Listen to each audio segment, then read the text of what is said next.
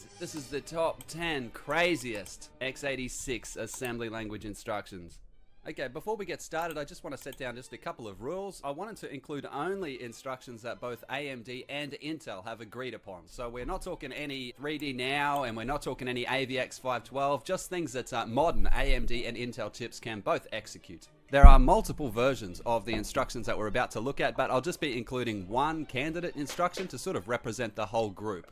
And we don't really have time in a little 15-minute video to go into the details of how to use these instructions. Pretty much just be covering what the instructions actually do. With that in mind, let's get started.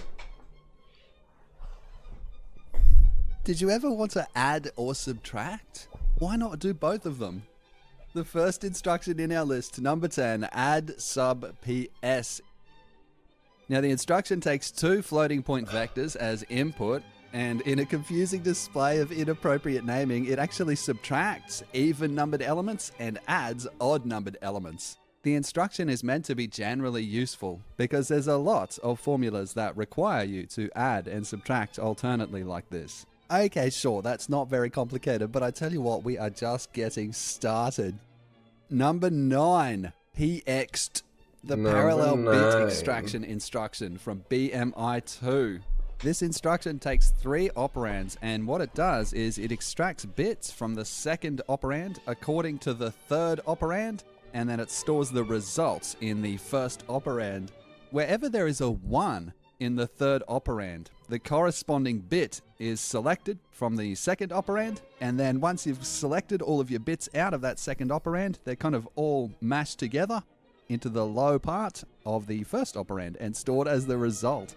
There is also a matching instruction, parallel bit deposit, which you can have a look at, which does pretty much the opposite. Okay, number 8. Shuffle packed bytes. This instruction is amazing. I tell you what. Okay, what it does, this instruction uses the second parameter to select bytes from the first, arranging them in any order whatsoever, and storing a permutation in the first operand. In addition to being able to store any permutation of the bytes, we can actually also store zeros at any position we want. So we can duplicate bytes, we can switch endianness, we can zero whatever we want, we can generate any permutation whatsoever of any of the bytes. And it all happens in about 1 clock cycle. I mean, it's fast, it's flexible, it's powerful. Number 8, shuffle packed bytes. Only one clock cycle? 7, let's take a little bit of a trip back in time with our time machine. This instruction comes all the way from the dusty, distant past 1997 and the amazing MMX instruction set. It just goes to show that the complexity of the x86 instruction set, it's been around for a long time. Number 7, PMAD-WD, packed, multiply, and add words to D words. It multiplies the corresponding words between 2 vector parameters. Then it sums up pairs of adjacent results to form final D-word results. So there's no overflow with this multiply and add. And the instruction performs all of its arithmetic and its conversions in one fell swoop. I mean, if you wanted to try... That is fucking nutty, but we gotta move on, man.